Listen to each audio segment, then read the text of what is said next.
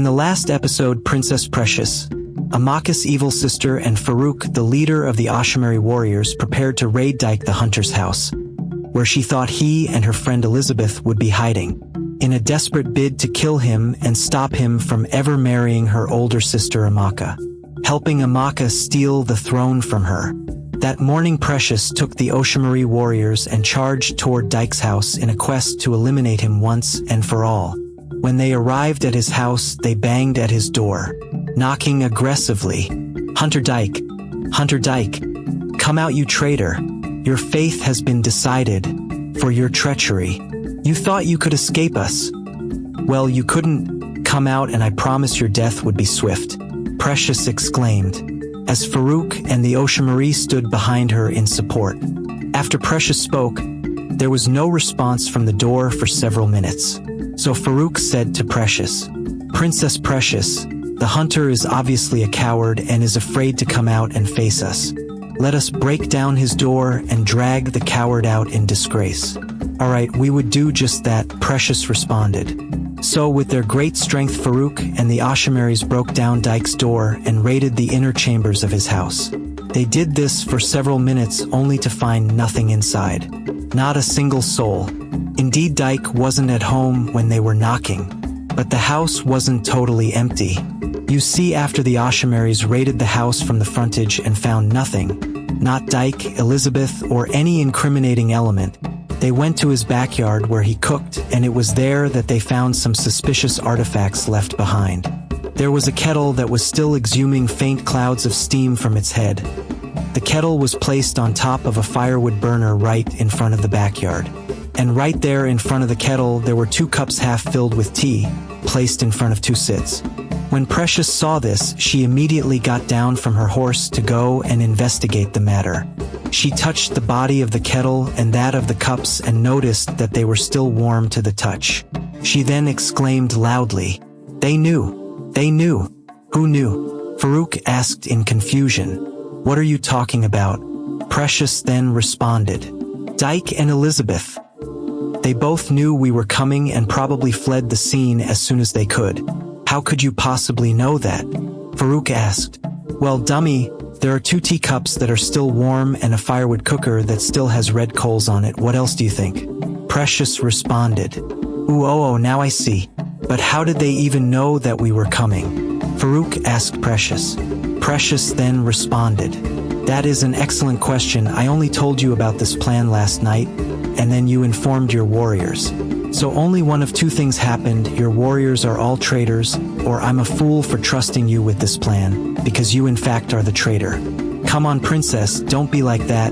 They could have discovered that we were coming from a wide variety of sources. We don't exactly do quiet entries, you know. They could have heard our footsteps as we were coming and ran away. Farouk responded to Precious. Excuses, excuses, excuses. We had 1 shot to take down my sister's lover with the element of surprise, and as far as I am concerned, our failure is your fault. As both Precious and Farouk were yelling at each other, one of the Ashimari warriors heard a faint sound coming from something in front of Dyke's backyard, like the sound of someone wheezing coming from a close distance. He paused and glared over the side the noise was coming from, but couldn't pinpoint where it was from. Right in his front in the backyard, there was a cooking hut, a well, and a couple of tiny bamboo shades where foodstuffs were stored. The noise seemed to be coming from one of these places, but he didn't know exactly where. Then he heard it again. Shuz! Shuz! Eliza! As soon as he heard this, his suspicions were confirmed. He alerted Princess Precious and Farouk. Excuse me, Your Highness, Leader Farouk. But I think I hear something or someone close by, the warrior said. Hear what? What are you blabbing about? Princess Precious rudely interrupted. Well, I think I hear them, Dyke and Elizabeth. Maybe they are hiding somewhere in Dyke's backyard. The warrior responded to Precious. But we've already searched his entire house, yet we found nothing, not a trace of them. Farouk said to the warrior. You are correct, great leader, the warrior responded, but remember we never checked the outside. If you recall, we found 2 teacups that were still warm and burning charcoal that was yet to go off. That could only mean one thing. And what would that be, ooh, wise warrior? Precious asked in a sarcastic voice. It could mean that if at all they left and they knew we were coming, they didn't get the information on time and they probably didn't have enough time to evade the scene. So what are you saying? Farouk asked. I'm saying that they could be hiding somewhere close and might not have left the compound at all.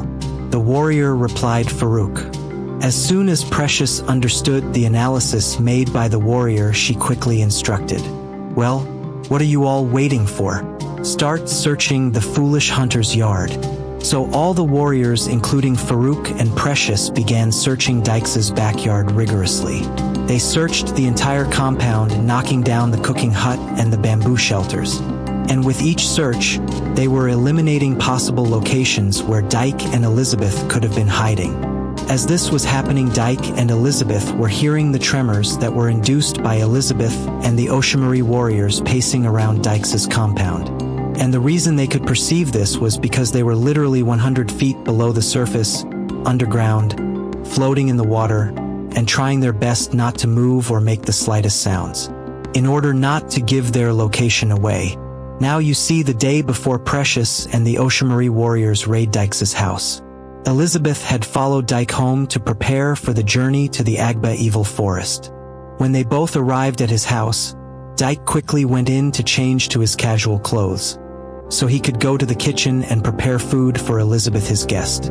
While he did this, Elizabeth sat calmly just beside his house as she observed how old and crooked it looked, like it had been around for a while. As she was still staring around, observing his compound, Dyke came out with a cup full of warm water and a plate filled with cola nuts, as a welcome appetizer. Immediately Elizabeth saw what Dyke brought. She pretended not to be interested, saying, "Oh, Dyke, this is so thoughtful, but you didn't have to bring this for me. I am already full." As Dyke heard this, he chuckled and responded to her. "Oh, please, Elizabeth, drop the home training aside and eat. I know you are not really full, you are just saying so to be polite. Or have you forgotten that I spent the better part of today talking with you at your house?" After Elizabeth heard what Dyke said, she equally chuckled and then blushed. She then responded, Okay, you got me, but tell me you wouldn't have done the same if you were in my shoes." Dyke immediately looked at Elizabeth with a stoic face and smirked. He then responded, "Well, if it were me, I actually would have immediately rushed any food that is given to me for free. You see, as a hunter, you learn to cherish the slightest food you can find because you don't know when the next meal will come." "Wow, that's deep," Elizabeth responded to Dyke in a calm voice. "Well, it was my grandfather who taught it to me," Dyke said to Elizabeth. Elizabeth then responded, "Wow, it then means your grandfather must have been a very wise and great man." "Wait, you don't know him?" Dyke suddenly asked Elizabeth. She then responded immediately, "No, I don't know. Should I know him or something?" she said in a confused tone. After she asked this, Dyke then looked at her in awe and slight disappointment, and he now responded, "Well, it's not like you should know him, like it's a criterion. It's just that I thought my grandfather's reputation went without saying. Guess everyone stopped caring about my family after I, the last of my lineage, ended up being a mere hunter, as opposed to my legendary grandfather." After Elizabeth heard Dyke said this, she then slowly said to him in a calm tone, "Don't talk down on yourself, Dyke. Being a hunter is a noble job. Not everyone can do it. To be honest, I personally admire hunters. The way they risk their lives to earn their daily meal. Their courage in challenging hefty beasts in the forest. Not everyone can do it, so you being a hunter means you are special." As Elizabeth said this, Dyke turned to her in remembrance and responded, You really think that of me?" "Yes, I do," Elizabeth immediately responded. Dyke now continued talking. "Funny, someone dear to me used to give me the exact same compliments about me being a hunter," he said in remembrance.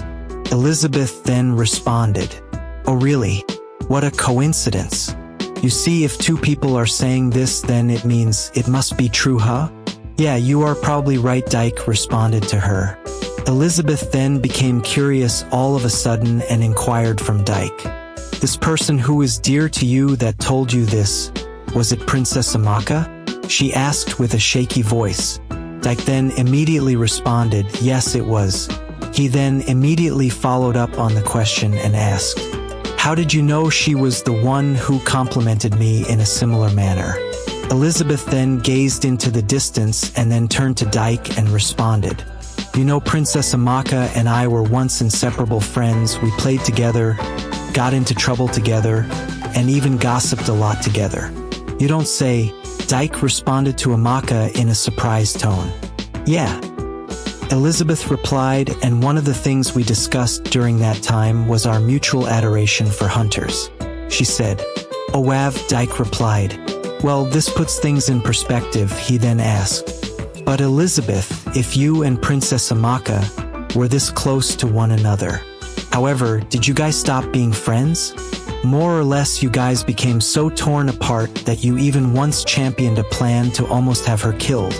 Immediately Elizabeth heard this, she shouted, hey, I never actually wanted her to get killed. I just thought maybe Precious would wish that she never got married to you, or that the king would love her more than Amaka.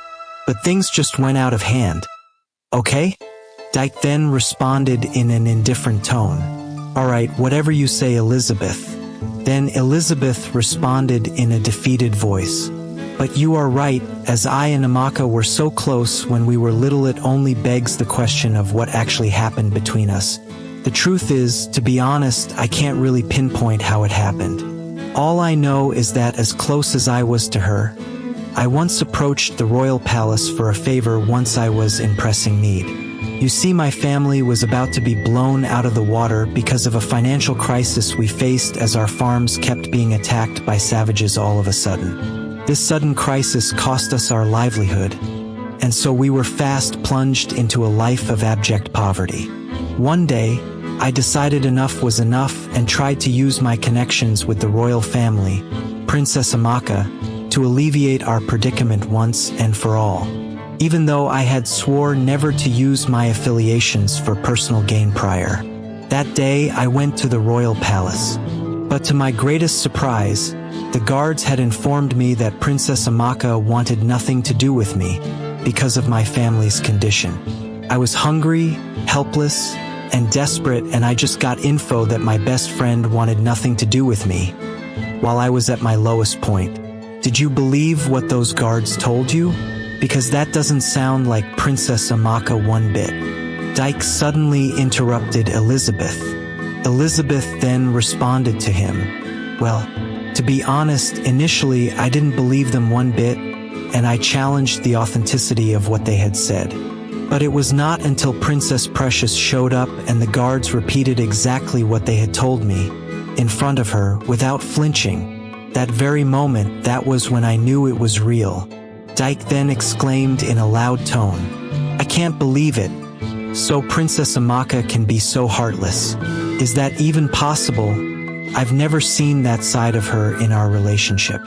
Elizabeth then replied to him, well, if it makes you feel any better, that day I was as shocked as you. And yeah, that was the day we stopped being close friends permanently. Dyke then said to her with a reassuring tone, well, Elizabeth, I may not be able to believe that Princess Amaka could be so cruel without a reason. I guess I would have to ask her that when I see her again in person. But if you say in all honesty that this was your last experience with her, then I understand why you left and why you later grew to hate her. Elizabeth then replied Dyke. Thank you, Dyke, you have no idea what you saying that to means to me. You are welcome, Elizabeth. Dyke responded to her. Now immediately after this exchange of pleasantries, a bewildering expression overshadowed Elizabeth's face, and Dyke could notice it. So he asked in great concern, he asked her, Elizabeth, why is that look on your face? I thought you were happy that I didn't think of you as a bad person after you cut Princess Amaka off for what you said you did to her. Elizabeth then replied in a slow and almost sickly voice, Yes, Dyke, I am happy about that.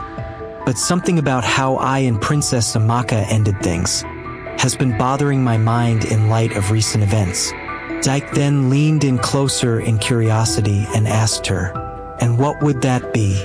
Elizabeth then stuttered a bit and then said in a shaky voice, "Well, there is a part of the story I don't tell people, and to be honest, I don't even tell myself." "What is it, Elizabeth? Speak your mind. Lay out your thoughts. You know I won't judge you." "All right," Elizabeth replied as she immediately drew her breath and started talking. I didn't actually give Amaka a chance to explain herself in the whole matter. In fact, everything I know about that day she rejected me, I heard from the mouths of the guards I spoke to, and Princess Precious. Dyke then immediately interrupted her. "Wait, did Precious ever repeat what the guards had said to you about Amaka? Or did the guards just say it to you in her presence?" he asked curiously. Elizabeth then responded, "Yes, in fact, Precious reinforced what the guards said and even made it look like Amaka had always been that type of wicked person in the past and I wasn't able to see it. But I knew Amaka, and as far as I am concerned, her hostile behavior towards me was something new, irrespective of the circumstances. So Elizabeth, what are you actually saying?" Dyke asked in a curious tone. "What I'm saying is that I never entertained the possibility that all that could have been all a setup by Princess Precious to remove me as Princess Amaka's only friend," Elizabeth said in a quick tone. "How so?" Dyke immediately asked. "Why would she do all that just to make her senior sister lonely?" Elizabeth then responded, "That day after Precious briefed me on how wicked Amaka was, she promised to do what Princess Amaka allegedly could not and solve my family's problem once and for all. But in exchange, I was to cut off all ties with Princess Amaka whatsoever. It was like a transactional affair. My family problem would be solved, but only if I cut off my closest friend. I literally was boxed into a corner both physically, emotionally, and financially. I didn't even have time to think. It was actually surreal.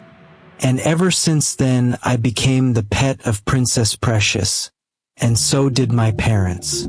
We became subservient to her, because, well, she was the one who saved us from poverty.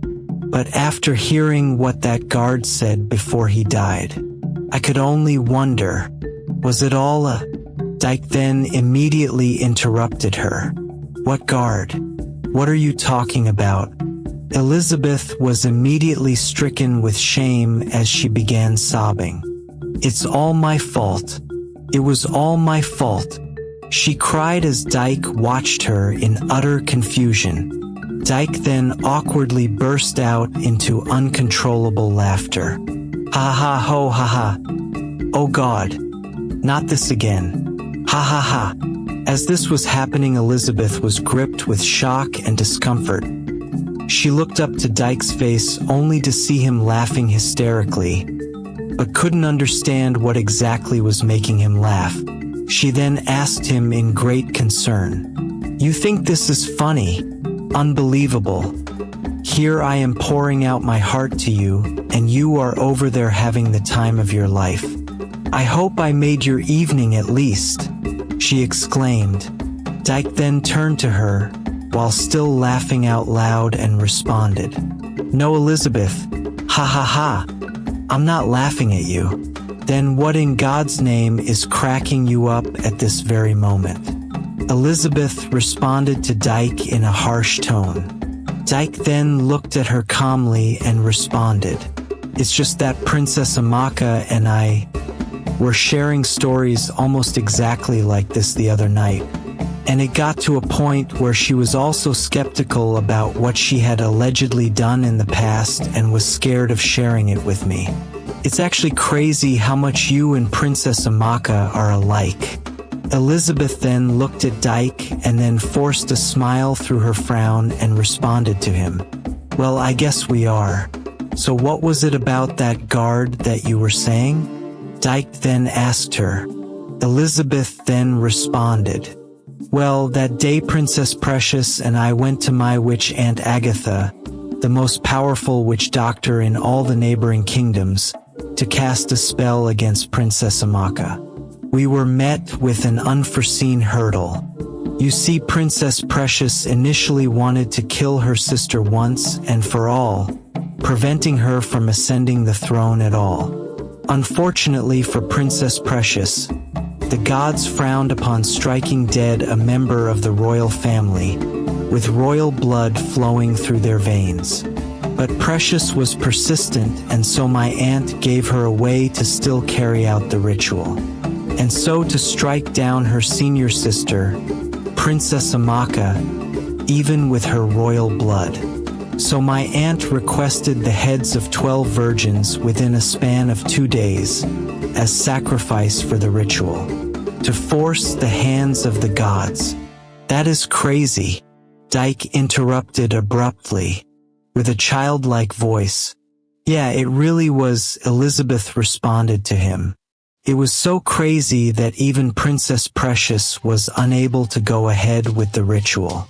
Now, personally, in spite of any past qualms I had with Princess Amaka, I never wanted to see her die. So I brought forth an alternate plan before Precious came up with another rash plan against her sister. I was the one who suggested the plan to shift the king's heart from loving Amaka to Precious. What? Dyke exclaimed. So that was why you said, you believe that King David actually sent those bounty hunters. He was brainwashed. By you. And Princess Amaka. Calm down, Dyke. I already feel like trash for what I did. And I thought you said you won't judge me for things I did in my past. Well, yeah, I said I won't judge you. But with what you are saying now, it basically means you were actively involved in why Amaka is wasting away in God knows where now. Because you gave her witch of a sister the brilliant idea to turn her father's love against her. How can you be so cruel? Dyke shouted at Elizabeth Indiana, a loud, combative voice. Immediately, Elizabeth burst out into genuine sorrowful tears. I know. I am a terrible person. I know I deserve to be thrown to the wolves for what I and my family have done. But please just tolerate my presence for a short while, so I can help save Princess Amaka and atone for my sins. Please, Dyke, I beg of you, don't cast me away. You are my only hope of redemption. She said this as she grabbed Dyke's legs as she was still crying. Dyke then drew in a deep breath and, while looking down at her, asked her in a calm, stoic voice, "Earlier when we met, you said that because of your actions, the 3 guards who escorted you were all dead because of what you did. What did you mean by that? Answer me now, so I can consider forgiving you when I know all the sins you have committed." Elizabeth, while still sobbing at his feet, responded to him. After I suggested the plan to sway the king's heart in favor of Precious, Agatha demanded 2 human heads to carry out the sacrifice. And that was when it happened. Princess Precious showed me her true color there and then. She offered the 2 guards that escorted us to her shrine to be used as the sacrifice for the ritual. She lured them in unsuspiciously and then led them to Agatha to be slaughtered. I tried to stop her, but my aunt conspired with Princess Precious and bound me in chains. I watched as the guards fell one after the other, and at that moment, as the second guard was about to die, he muttered to me that it was all a lie. At first, I was thrown off by what he meant by that. But looking closely at his face for a second time, I realized that he was the same guard that stopped me at the gates of the palace. That day, I ended things with Princess Amaka. He was the one who told me Princess Amaka wanted nothing to do with me, and then he repeated the same things he told me in front of Princess Precious. And I believed them, which makes me wonder, could he have meant that what he told me that day about Princess Amaka not wanting anything to do with me was all a lie? Dyke exclaimed. That girl, that Precious. She truly is a demon after all, isn't she? He said. What do you mean by that? Elizabeth then asked. Don't you get it, Elizabeth? It was all precious. It has always been precious. She was the one who sent those savages to infiltrate and destroy your farm so that your family would become poor. She was the one who bribed the palace guards to lie to you about Princess Amaka's reaction to your family's condition. She engineered the whole bloody thing to separate you from Amaka so that her senior sister would always be lonely. As soon as Dyke said this, Elizabeth's face was filled with confusion and despair. She then shouted out loud in a crumbling voice, "But why?" "Jealousy," Dyke exclaimed. "Some people are just born with the disease of jealousy, and it consumes them their whole lives. I believe Princess Precious is one of those people. Killing human beings, manipulation, hatred. It's all out there in black and blue." Elizabeth then interrupted Dyke's monologue. "Then we have to stop her," she shouted. "And how exactly do you suggest we do that, huh?" Dyke immediately asked her. "Well, we can tell the villagers that she has brainwashed the king and is holding the crowned princess hostage." Elizabeth responded to Dyke.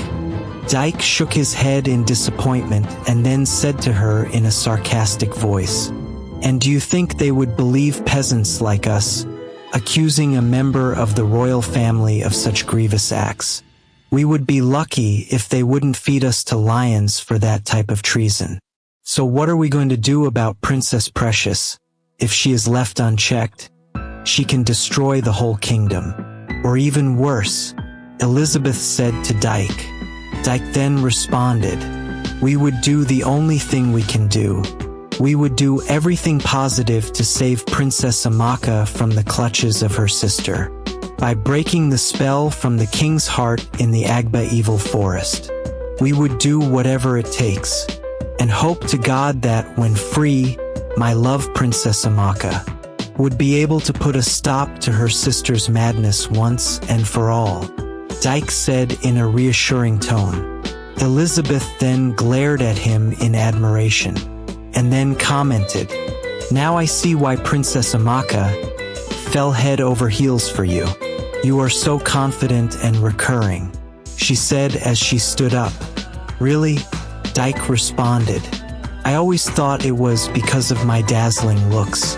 "Haha," he chuckled. Elizabeth then stared at him in slight annoyance and rolled her eyes. Dyke then busted out in laughter. "This girl. Why are you always so dramatic?" "Haha," he chuckled even more. He then came to an abrupt end to his laughter and then looked at Elizabeth intensely and started talking. "Elizabeth, I'm sorry the way I yelled at you earlier. Even though I promised that I wouldn't overreact, I was just surprised by the whole thing.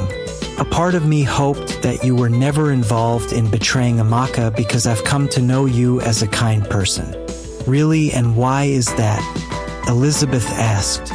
"Well, for starters, you saved me from nearly biting the dust back at the river separating our village and the Agba evil forest.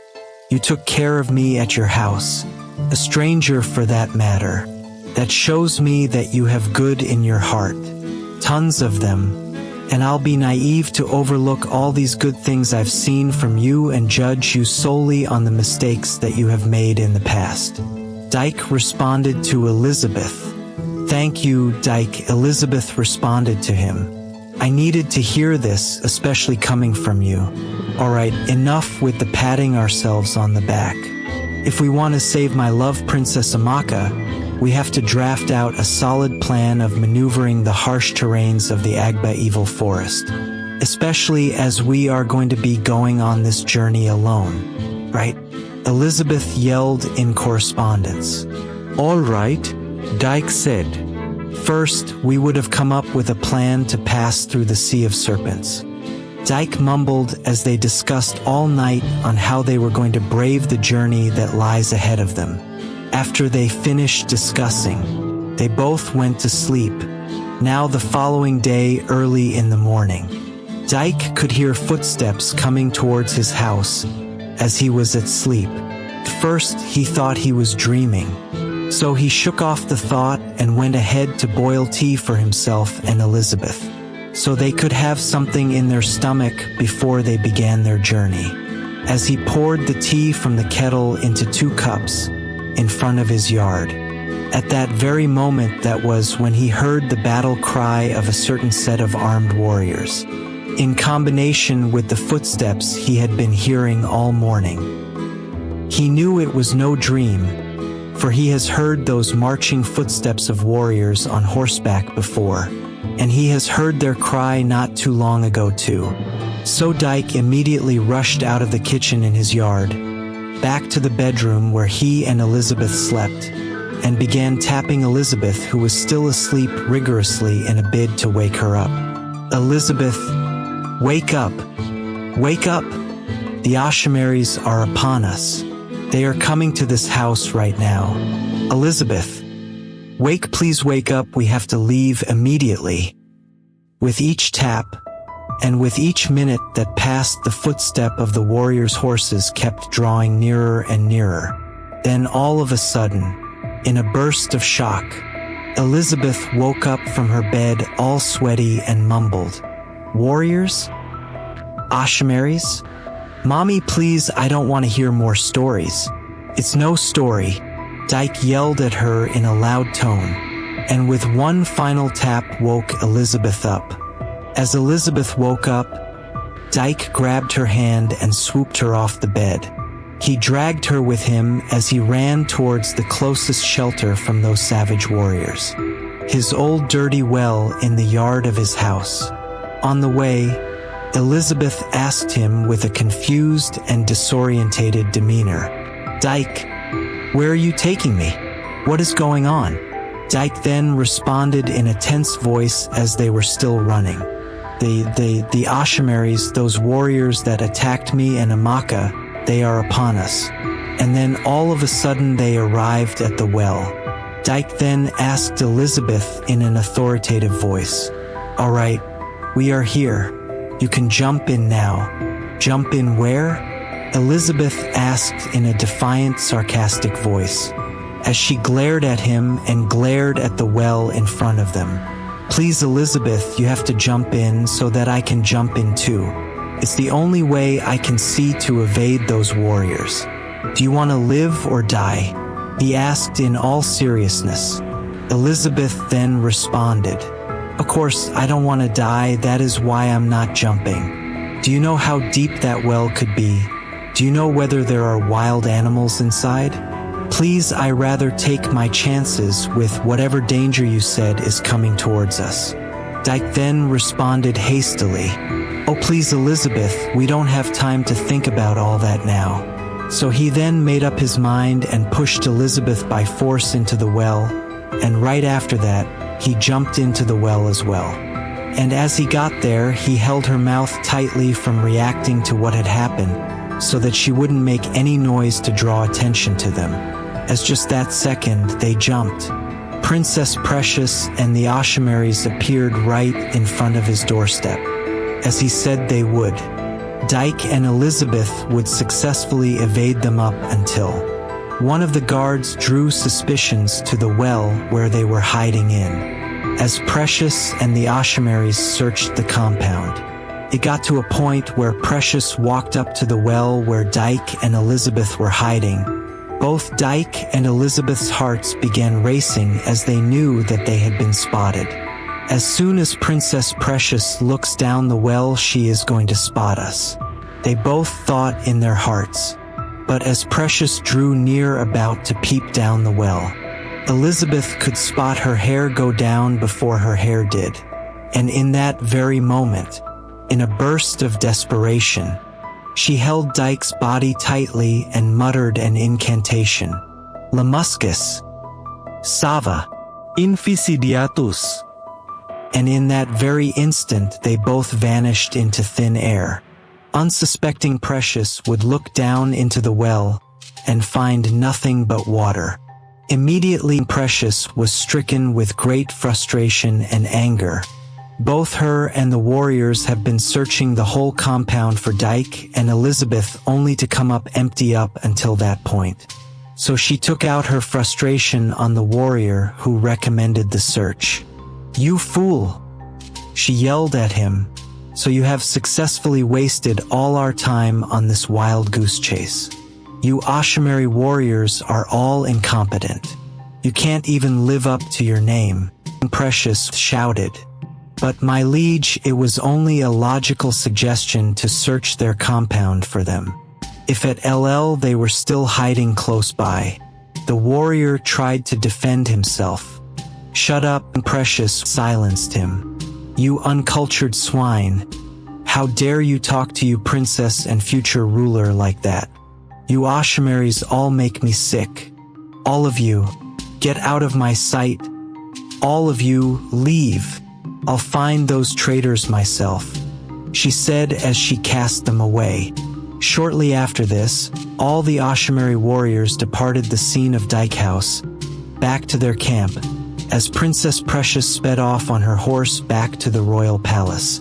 As all this was happening, Farouk, the leader of the Ashimaris, followed Precious back to the palace without her permission. And he had observed how she lashed out at his warriors, and he could sense that she was frustrated and needed his company. So he continued to trail her on horseback as they both rode towards the royal palace. When they arrived at the palace gates, Farouk called her name out loud, while he gasped for his breath. "Princess Precious, my love, why are you angry? Why did you lash out at my warriors like that? That was cruel and unnecessary. Those warriors were all putting in their best, and you just spat in their faces like they were just joking around. How dare you?" Farouk asked in genuine anger. "How dare I?" Precious asked in utter surprise. "You had one mission and one mission only: get Princess Amaka and wipe out whoever she was with. You wiped out the palace guards, you didn't spare any one of them. But that bastard Hunter, the one person I hate almost as much as my beast of a sister, you let him escape. Now he has aligned with that traitor Elizabeth. Only God knows what they are up to. Their working together could jeopardize everything I have worked so hard for." Then all of a sudden, out of nowhere, Princess Precious burst out into genuine tears. Farouk then immediately rushed and held her passionately in a bid to calm her down. He then asked, "My love, why are you crying? Nothing has happened yet. You have your sister locked up. The hunter is on the run, and the king is in your grasp. Please just set your heart to rest." Precious then looked up at Farouk and then responded, "I would rest when I have the hunter's head on a silver plate. Farouk, my love, if you truly love me, you would promise me that you won't rest either until that happens." Precious, but Farouk responded to Precious in a shaky voice. "No buts, my love. You said you love me, right? Now promise me you would do anything you can to kill that bastard Hunter and my traitor of a friend Elizabeth. Whatever it takes." Farouk then responded in a deep forced tone. "All right, my love, whatever it takes. I'm glad," Precious responded. "Now wait for me here, let me go and make sure my sister is rotting hopelessly in that palace cell. All right? All right, my love." So Farouk stayed put at the palace gates and kept himself busy by conversing with the palace guards, while Precious proceeded into the palace prisons to taunt her sister. Meanwhile, as all this was happening, Elizabeth and Dyke were miles away, at the river demarcating their village and the Agba evil forest, and they got into a heated argument about what had happened back at the well at Dyke's house. "What in heaven's name did you do to me, Elizabeth? Answer me. What are you? Who are you, in fact? You are not talking. Why are you not talking?" Dyke exclaimed in a loud voice. "It's not that easy for me, Dyke. Please just calm down." Elizabeth equally responded to him in a loud tone. calm down?" Dyke replied in a sarcastic voice. "In the short time that we have known each other, you have dropped bombshells upon bombshells upon bombshells. And to be honest, I have accepted all your rough edges. But now, I just basically teleported from the well in my house to this lake demarcating our village and the Agba evil forest. In mere seconds, because you muttered some gibberish at the last second. And now I'm here, you are looking at me and I am looking at you. And you can't even muster up an explanation for what had just happened and you expect me to be calm?" Dyke said to Elizabeth in a harsh and endearing tone. "All right, I'll explain myself, but please, we are here in front of the Agba evil forest. Let's start moving. I can explain on the way." As soon as she said this, Dyke walked past her with scary speed and started heading towards the forest alone. He then yelled from afar, "You better start talking." Elizabeth then replied to him in a sharp tone, "Hey, please, wait up," as she ran after him. As they walked into the forest, the evening had come, and everywhere started becoming dark. Dyke kept walking into the forest at full speed, but Elizabeth kept trailing him from behind, trying to catch up with him at some point, but to no avail. As she walked fast, all she could think of was her past, her family, and the real reason they had to leave the Apama kingdom. Burdened by all these thoughts, she opted to shift her focus to Precious. What is she up to now? Elizabeth thought hardly. If it weren't for that wicked girl, none of this would have happened. Meanwhile, as she thought deeply about the plans and whereabouts of Princess Precious, miles away back at the royal palace, Precious was on her way down the palace stairs to the dungeon that held her elder sister Amaka. That my fool of a sister! They must have planned this, her and that foolish hunter. I feel something brewing in my gut. The calm before the storm. No, I know it. Let me go and make it clear to her that she is never going to see the light of the day, no matter what they had in plan. Princess Precious said to herself as she walked down to the palace dungeons, with every step of hers trembling with mighty rage. Her sister, Princess Amaka, who had been in a trance-like state, bound in chains, could hear the clinging of her royal shoes and immediately woke up. Could that be my father? She asked herself. No, those footsteps are too timid for my hefty father. It must be a lady's shoe of some sort. But that clinging, like gold embedded into the sole of the shoe. Wait, only one person I can remember wore that shoe. Amaka spoke to herself in a near-deranged voice. Her eyes glared in remembrance, and all of a sudden, in that moment, Precious, her younger sister, appeared in front of her jail cell. Immediately, Princess Amaka was stricken with a great feeling of disappointment, as Precious, her sister, was the last person she wanted to see. While Precious stared down at her sister, Amaka bound in chains, with an expression of disgust written all over her face. Then she started talking in a calm, sinister tone. "Oh sister, how have the mighty fallen? Look at you, dirty, ugly, and smelling. You've been rotting well in this cell, I can see. I'm glad you've begun settling into your new hope. 'Cause make no mistake, dear sister, you are never seeing the outskirts of this cell ever again," Precious said to her sister in a mocking tone, and then paused to smirk and stare at Amaka with deadly satisfaction. Then all of a sudden, Amaka, who had been looking down to the floor all this while, too angry to look her evil little sister in the face, began whispering slowly in an airy voice. "You monster," Amaka whispered. "What have I ever done to you to deserve all this? Ever since we were little, I have always prioritized your happiness over mine, Precious. You were perfect, slim, non-muscular, and beautiful. You were everything I wanted to be. So I cherished you. I protected you. only for you to turn into this. Your greed and jealousy have consumed you. Oh please, Precious interrupted in a rude tone. Please stop this, your song and dance of me being jealous of you. I think we are all tired of hearing you go on and on about how jealous I am of you, when really, as you just admitted, you have been the one who has always been jealous of me, as you've just clearly stated now. What are you doing here, Precious? Here to gloat, here to wallow in what you think is victory? Princess Amaka asked in an unbothered, condescending voice. It was as if she had lost all emotions and all her kind bubbling energy.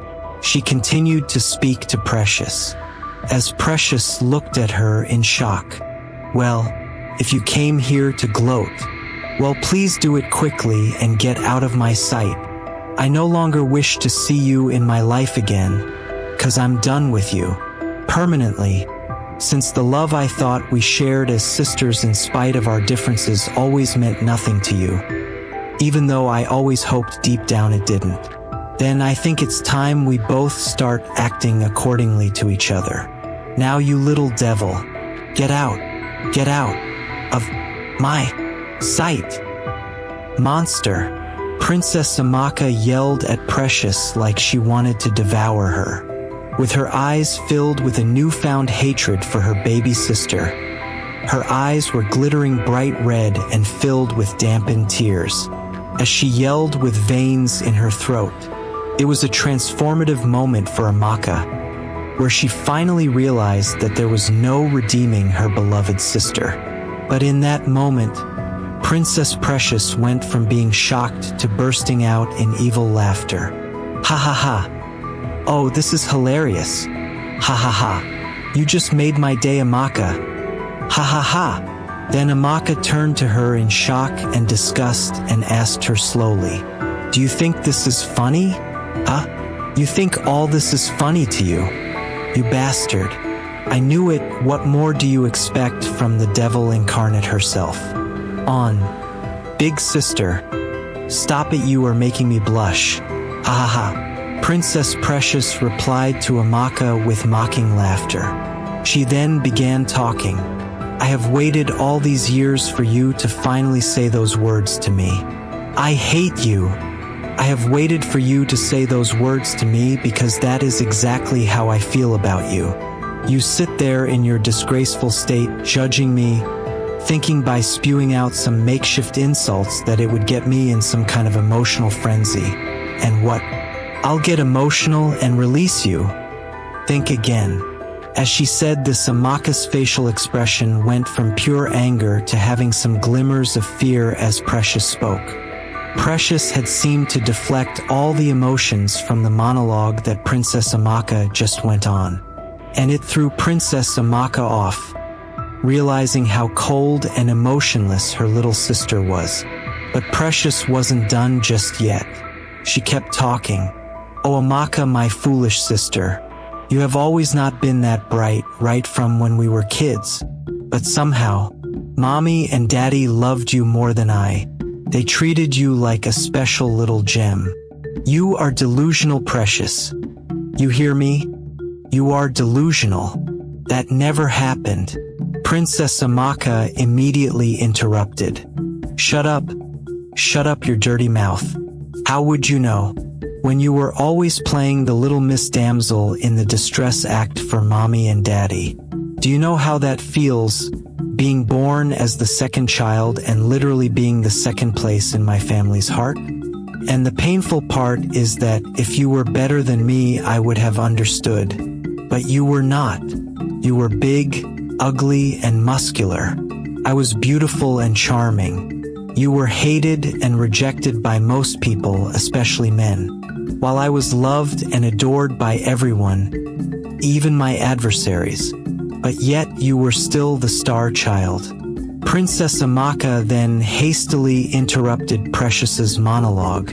You fool, your eyes are closed 'cause you don't want to see the truth. She replied, Precious. How dare you? Precious immediately responded to her with a shout.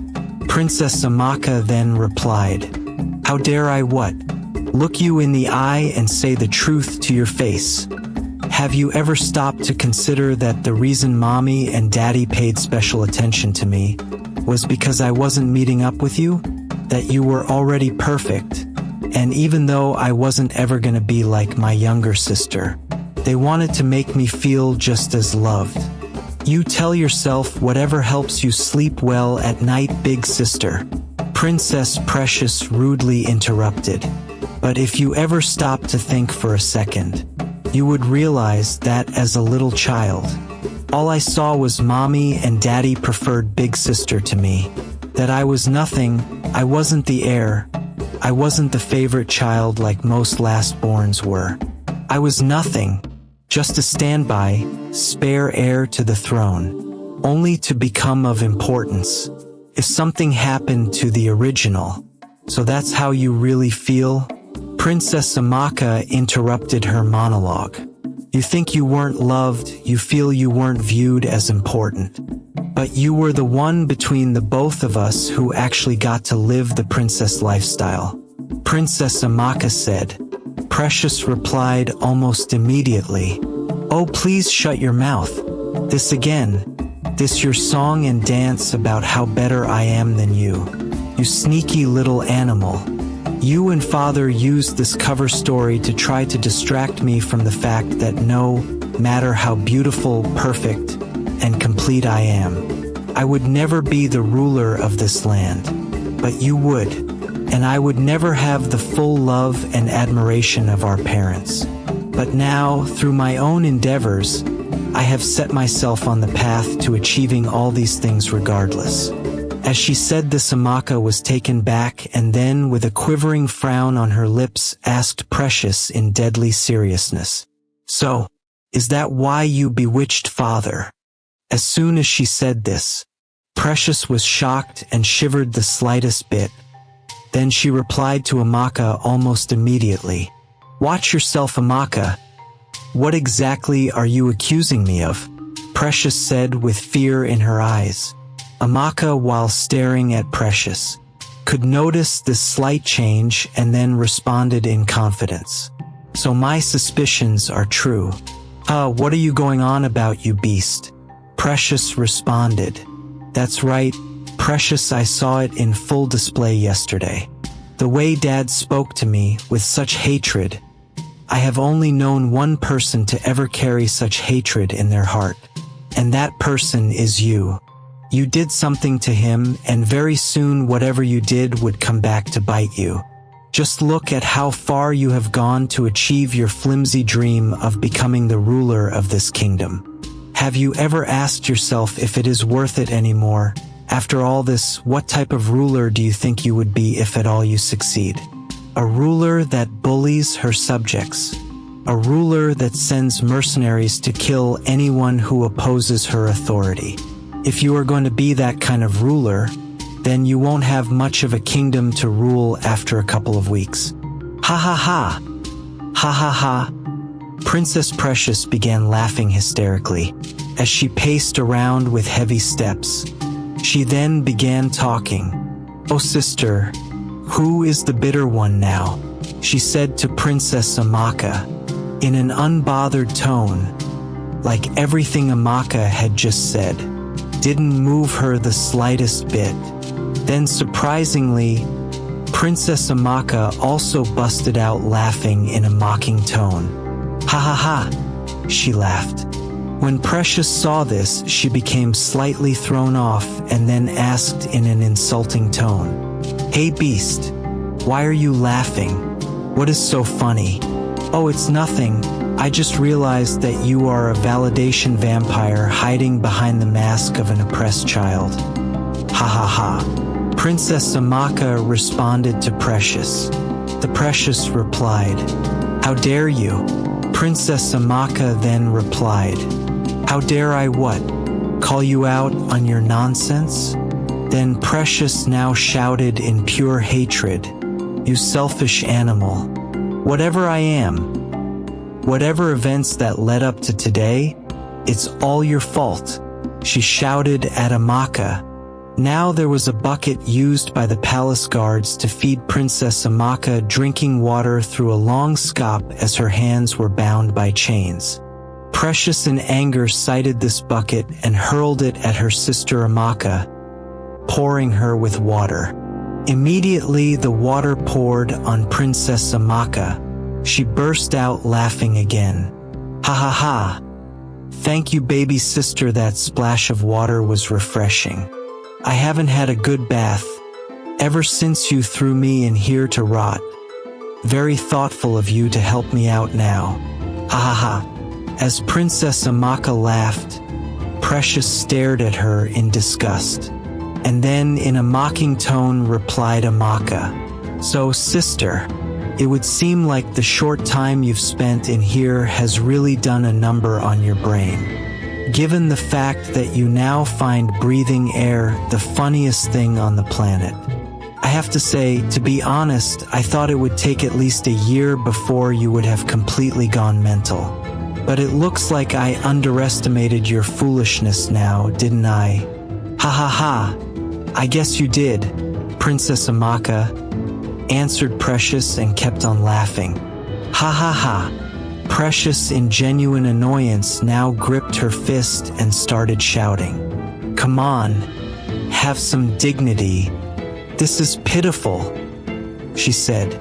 "Ha ha ha, and why would I do that?" Princess Amaka immediately replied her. Precious then responded, "Because even though you are an inferior beast of a princess, you are still a princess, and this the sudden deranged laugh strips that honor away from you." Nonsense. Why are you lying? Deep down we both know that the real reason you are angry is because I am no longer validating your hatred of me. And you can't stand it. Now can you? Amaka said to her.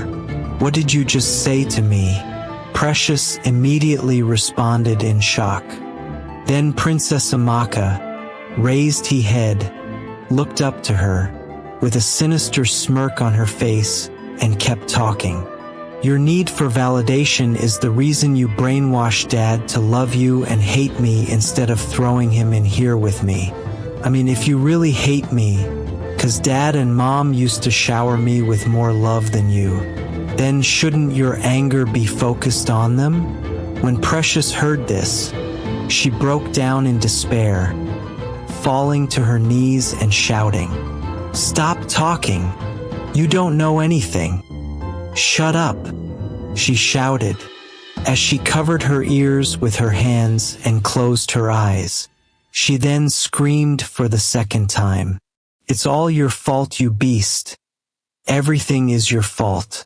Then Princess Amaka immediately responded to Precious, "You keep saying that, but the moment you walked in here I had you tagged in seconds. What are you blabbing about?" Precious desperately asked. Then Princess Amaka replied, "Your shoes, little sister, you know when you walked in, I couldn't place my finger on the reason they felt so familiar. Nostalgic, in fact. At first I wasn't sure, but now after hearing you go on and on and on, I now understand what you are all about." "You don't understand anything, monster," Precious immediately responded to Amaka.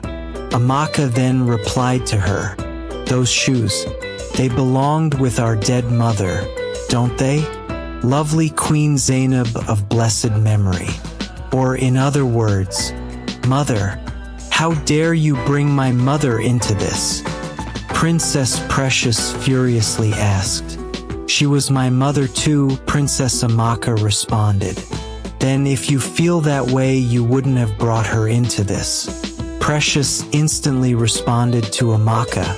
Princess Amaka then replied, "I brought her up because you are wearing her shoes with your filthy blood-stained legs. I brought her up because I now understand that even as twisted as you have become, and even as you hate me, you still have a great love for Mom and Dad. And that's why Daddy isn't in here with me rotting. I brought our mother up because I know that if she were still alive and saw you like this, what you have become, and all you have done to achieve your flimsy goal, She would be greatly disappointed and heartbroken. After Amaka finished talking, she paused and stared into the eyes of Precious, who was looking right back into her own eyes. There was a brief silence. Then Precious started talking. "You animal, you sure have some nerve bringing up our mother like that. And for what? To try to use her memory to try to plan with my emotions, in the desperate hope that I would see the error of my ways and release you? Well, think again. I have no sympathy for the likes of you," she said. Then immediately Princess Amaka asked her, "So if that is the case, then what are you doing here, Precious? If you don't want to have a heartfelt conversation, then why did you come to this cellar to see me? Why have you engaged me in this long, unfulfilling banter for minutes now? What exactly are you doing here?"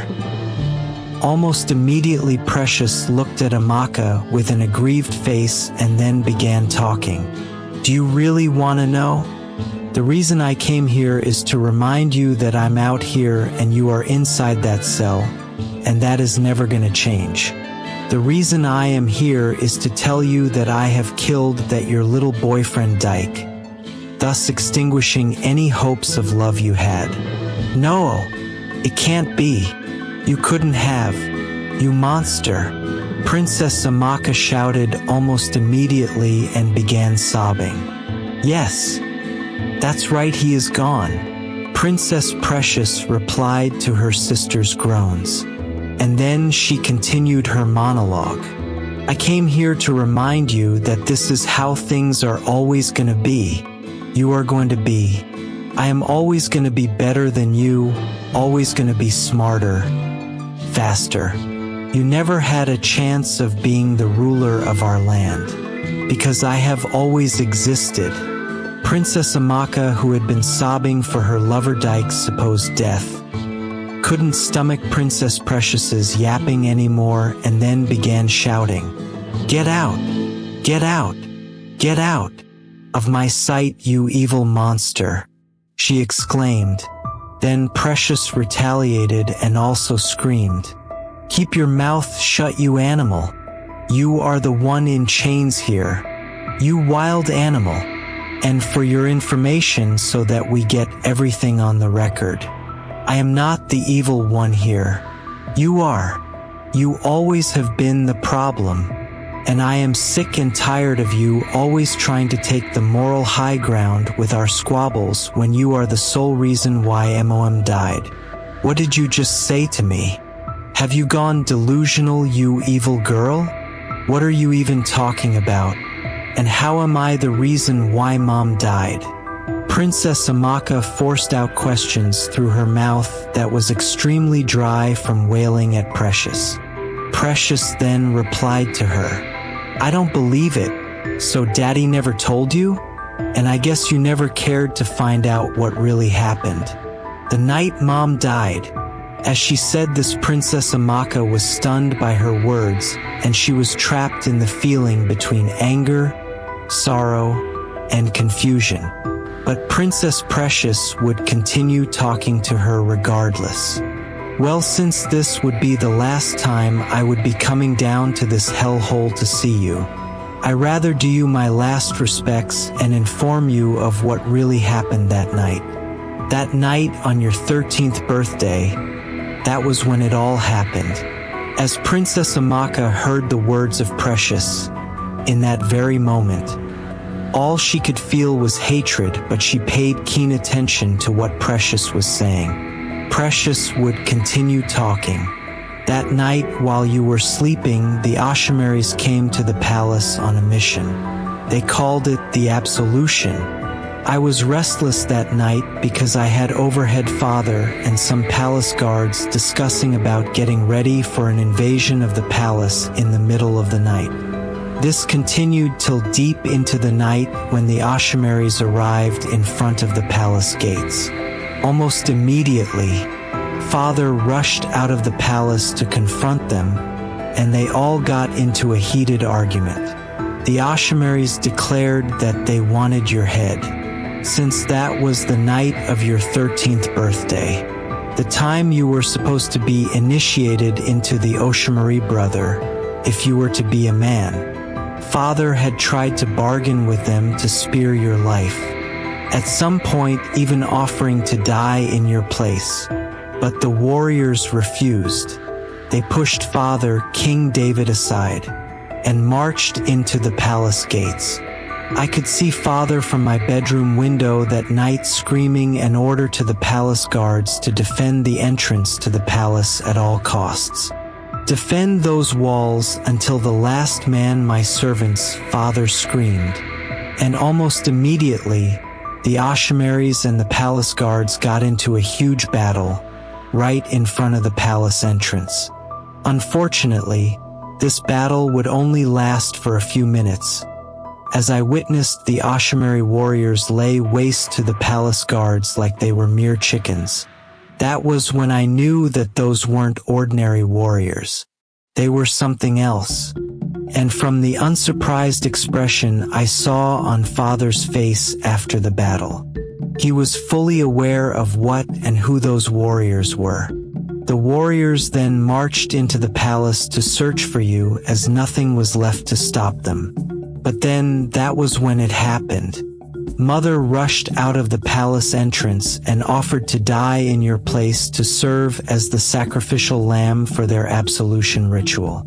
I was gripped with great shock when I saw them accept her offer, knowing fully well that they rejected the same offer from Dad. And shortly after they discussed, the leader of the Oshimaris at the time struck Mother down with his sword, and that was the end of our mother. She died because she wanted you to live. But Father told me a bunch of scoundrels who tried to rob the palace killed her. Why would he lie to me? Princess Amaka asked in desperation as she was shocked at the story her sister had just told her. Because she knew about the Oshimaris from the stories her parents told her, and she knew about her curse. So everything was plausible. But before she could gather her thoughts, Precious said finally to her, "Ever since that day, I have hated you. I have hated you for Mother's death. I have hated you for being born, and I have hated the fact that Father and Mother always had to risk everything and give up everything just to protect you. You are a cancer to this family, and I'm glad I can finally put you behind us. I won't kill you because of Mother's sake. I would not let her death be in vain. Goodbye, sister," Precious said as she walked out of Amaka's presence. As Precious was leaving, Amaka began shouting, "Wait, stop please, Precious!" She screamed as she struggled to unbound herself from her chains, but to no avail. All she could feel was a flood of sorrowful emotions. She had lost everything so fast. Dyke, her throne, her father's love, all within a blink of an eye. Now Princess Precious just dropped this bomb on her about the reality of her mother's death. It was all too much on her. She felt like crying out her eyes until she vomited. But then her mind began racing to a time in her past when she had felt similar emotions. And then she remembered the day when she and Elizabeth stopped being friends all of a sudden without any explanation from Elizabeth on why she wasn't interested in the friendship anymore. Just cold withdrawal. And coincidentally, as she was thinking back to this time, Elizabeth, who was miles away from her at the Agba Evil Forest, was equally thinking back to this time when she cut Princess Amaka off, without telling her the full story. As Elizabeth recalled this moment, she instantly made up her mind to tell Dyke everything he wanted to know, to avoid cutting off another friend without any explanation. So almost immediately she stopped walking behind him and shouted, "Dyke, wait! Stop!" Elizabeth screamed. "And why should I do that?" Dyke asked in a sarcastic voice. "Because I am ready to tell you the full truth irrespective of what you might think of me after." Elizabeth responded. "All right, I'm all ears, this better be one hell of an explanation." Then Elizabeth began talking. "My name is Elizabeth Joyce. Joyce is my surname, but my mother's maiden name has always been kept a secret because of her family's past. My past. My mother's maiden name is Apama, and I am a direct descendant of King Mobu, the king your great ancestor Odimba helped defeat. This is my story," Elizabeth said in a dramatic voice. Immediately Dyke's face was struck with great fear and shock. But he wasn't the only one in the kingdom who got a shock that moment. Miles away back at the royal palace, as Princess Precious was walking out of the passageway that led to Amaka's prison, Agatha appeared to her in a sort of dreamlike revelation. What is this? Is this real?" Princess Precious asked Agatha's manifestation. Agatha then responded, "Ha ha ha, of a truth it is I, Agatha, the strongest witch doctor in all the land, and I have come to warn you. My niece Elizabeth is on her way with a hunter to deep inside the Agba evil forest." "Haha, so that's where she is," Precious responded. "But isn't that the same forest my sister Amaka and Dyke the hunter were going to find Amaka a cure before I stopped them with the Ashamaries?" she said to herself, but shrugged it off and then with a suspicious demeanor asked Agatha, "But great Agatha, why did you go through all this trouble to give me this information? How does telling me the location of your niece benefit you? Or am I missing something?" Precious asked. Agatha then laughed in an evil tone. "Ha ha ha ha. Foolish princess, my niece and the hunter are on a mission to find the sacred shrine of eggs, deep in the Agba evil forest. If they are successful, they would be able to wish away my enchantment on your father the king, and you would be instantly exposed. You must stop them, Precious, or else. Stop them. Stop them. Stop them," Agatha said as her manifestation disappeared into thin air. Immediately Princess Precious was gripped with fear because of Agatha's warning. So she stormed out of the palace and met with Farouk, who had been waiting for her outside the palace. She informed him of everything Agatha said and asked him to call his warriors so they could hunt down Precious and Dyke before they reached the Shrine of Eggs.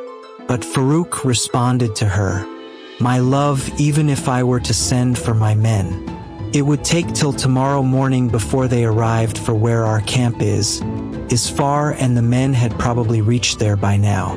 Oh, for the God's sake, we don't have that time," she said out loud. Farouk then suggested, "My love, why don't you and I go on this mission ourselves? Surely I can best the hunter in combat and kill him with my bare hands if it were to come to that. And from your descriptions, the Elizabeth girl is as weak as they come, so the two of us could take them," he said to her in a confident voice. Precious then responded in a hopeful and desperate tone, "Very well, let us go now."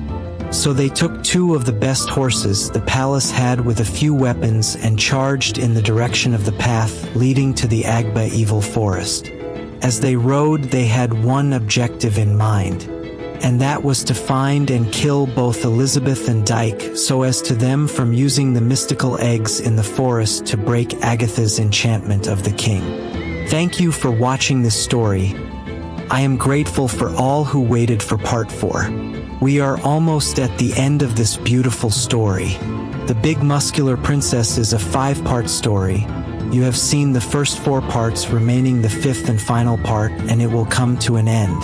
If you would like me to make a part 5 and conclude this thrilling saga, comment part 5 in the comments and share this video with your friends and family.